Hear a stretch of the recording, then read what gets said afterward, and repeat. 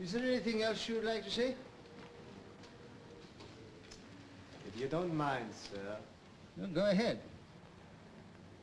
In earlier years, the most important principle of my life used to be never lie, always tell the truth. Very good principle.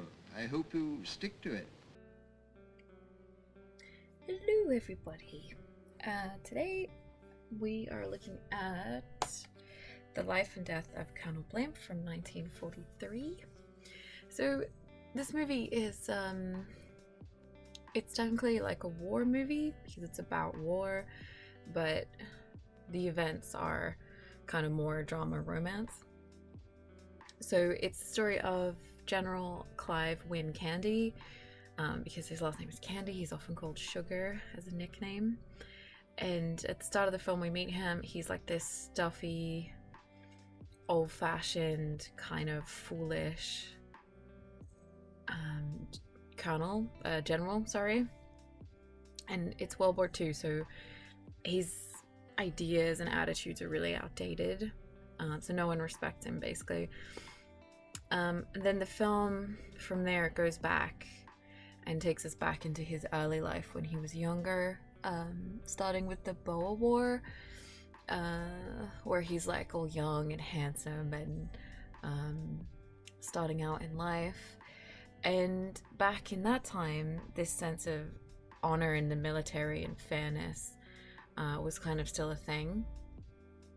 So over the course of the film, the structure is that he falls in love with 3 different women over the course of his entire life, and he also meets a German officer that is the enemy but becomes a lifelong friend. So one of the key points of this film is that it was made during World War II, where things were happening that people hadn't really seen before. And I think World War I was similar for people. It was a real shock. Like, being in the military was like sort of a gentleman's occupation. Prior to that, I'm sure the the people who were invaded by the British wouldn't have felt that way, but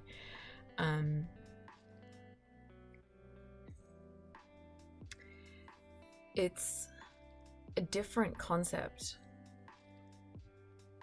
back in the day. And by World War II, war was something much more, there was no honor in it.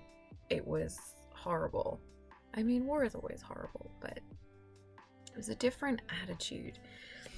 And generally the idea is that these people kind of look at him with his sort of rules and sense of honor, and it's like, we're not going to survive with those ideals.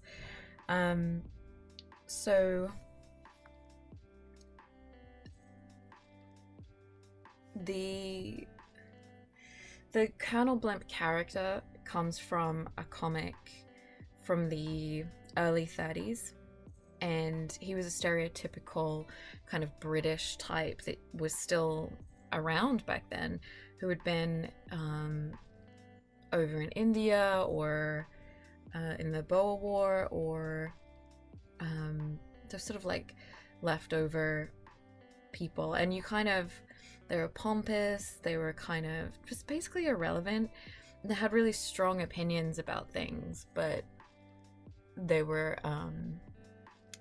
usually just irrelevant opinions, like not very informed. So the comic strip sort of makes fun of this type of person,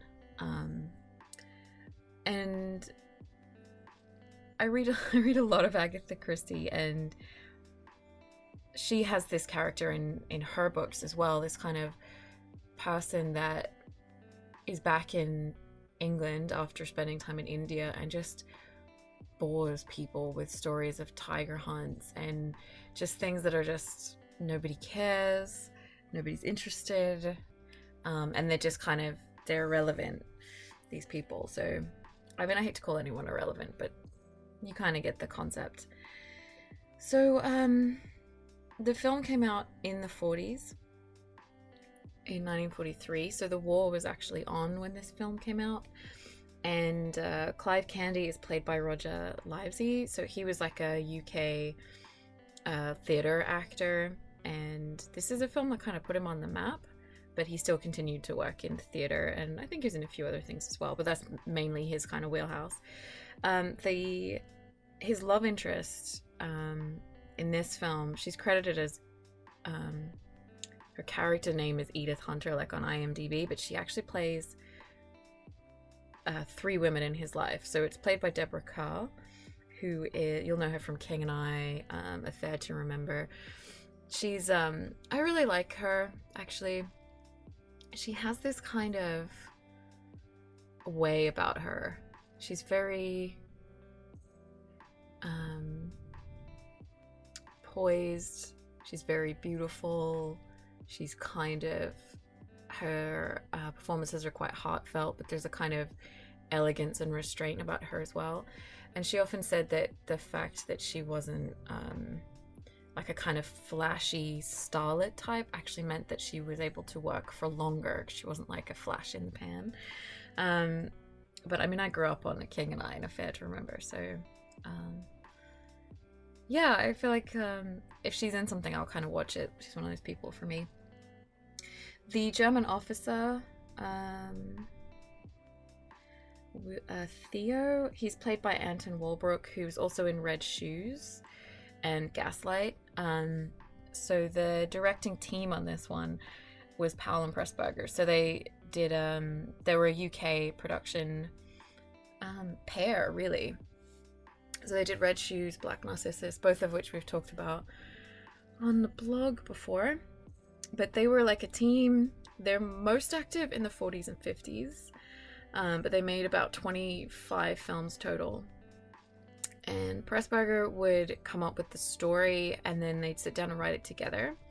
And then Michael Powell would mostly direct. And Pressburger would mostly produce. But they were like a powerhouse team. They were, I think, I would say they're a little bit ahead of their time because they tended to have a really incisive eye for things. Like they didn't kind of, they would satirize things, or they would point out uncomfortable truths sometimes in their films. They weren't particularly controversial or anything, but they were just sort of, I think it made some people uncomfortable. So critics, like in their day, sometimes didn't felt like they had bad taste, but actually they were often, yeah, like I said, ahead of their time. So yes, as I said, the film's kind of structured around Candy's love interests, where it sort of like makes it like a nice episodic structure. And I love that Deborah Kerr is like, he just falls in love with the same woman 3 times basically.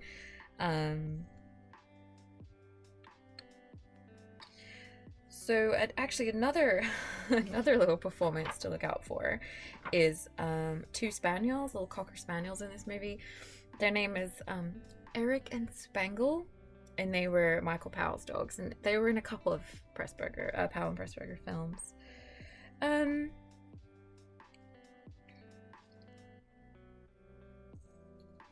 So this film is kind of interesting, sort of for the time it came out. I think a lot of people feel like this film just describes what it is to be British in some ways. The main character kind of wants to approach everything with calm and decorum, and has this strong sense of honor and manners and how things should be. And you know, times just kind of change, and this just isn't possible anymore. And so there's kind of a loss in that, I think, and also a sense, I think, of maybe the British people wanting to still be like that, but knowing, you know, that that's not, something else is now required of them in this new kind of world that they live in. So it highlighted some truths of World War II and changing times. The idea itself was suggested by David Lane, so he was editing at the time on another film. He went on to be a really well-known director, and he cut a little short scene out of another film that kind of had this kind of character in it, this kind of Colonel Blimp-like character, and he said, you know, this person in this scene could kind of be you know, a movie in itself, and it kind of came from there. Winston Churchill, actually, it's been suggested that he may have thought this Colonel Blimp character was referring to him because he had a similar war experience. He was in the same wars as the main character.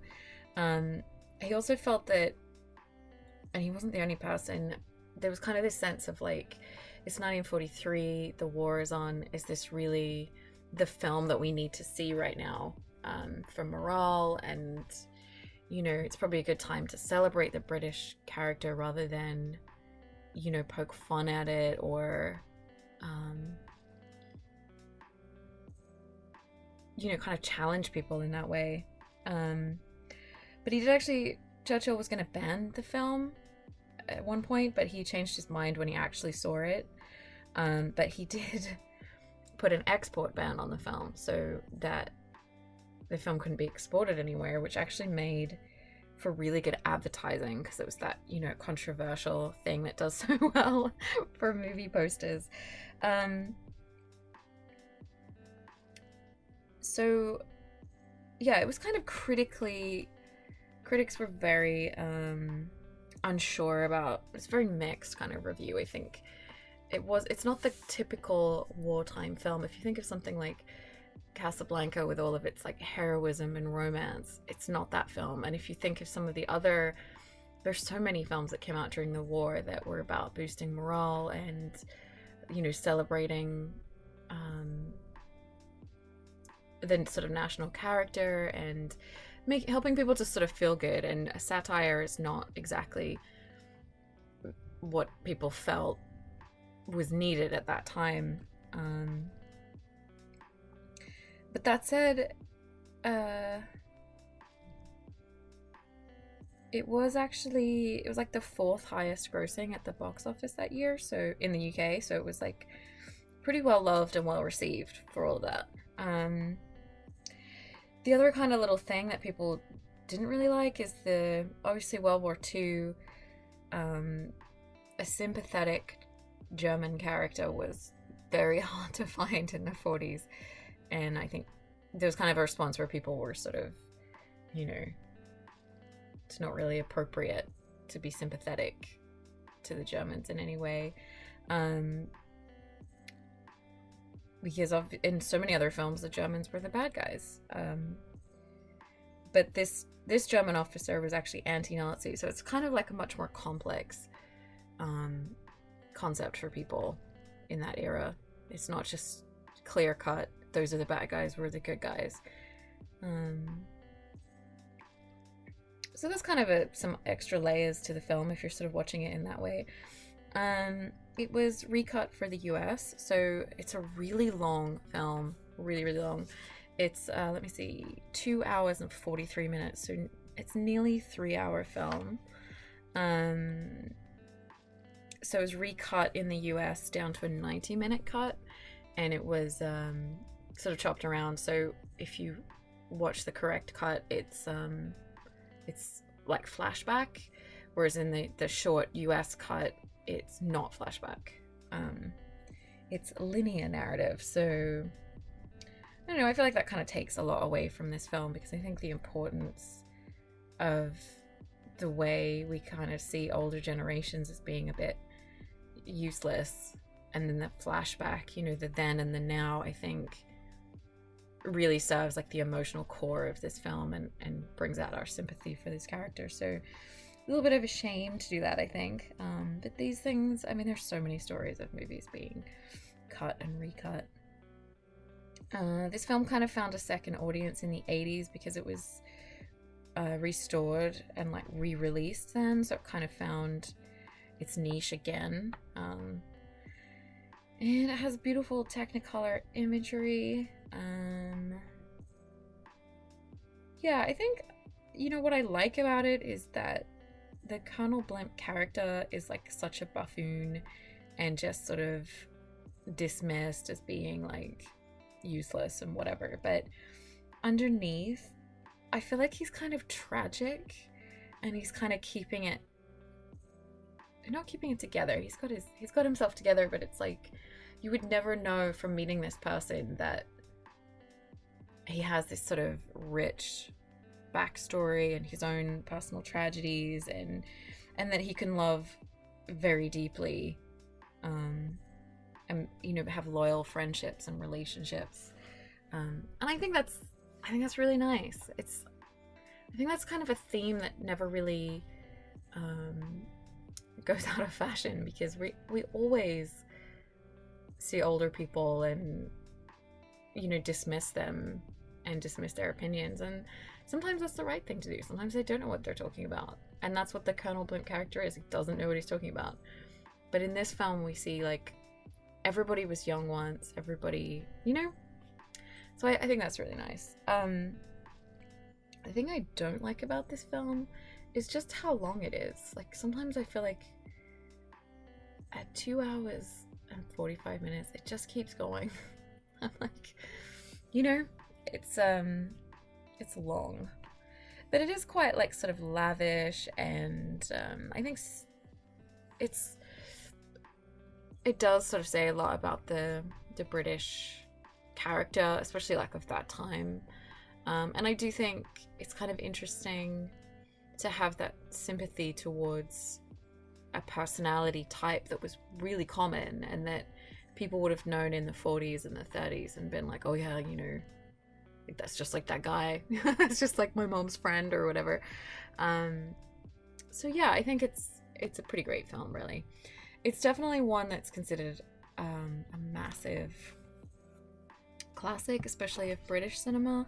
And I think that's kind of nice because it wasn't in its own day, it was loved, but it's really found its niche over time, so it's kind of ahead of its time. I think a lot of Powell and Pressburger movies are a little bit ahead of their time.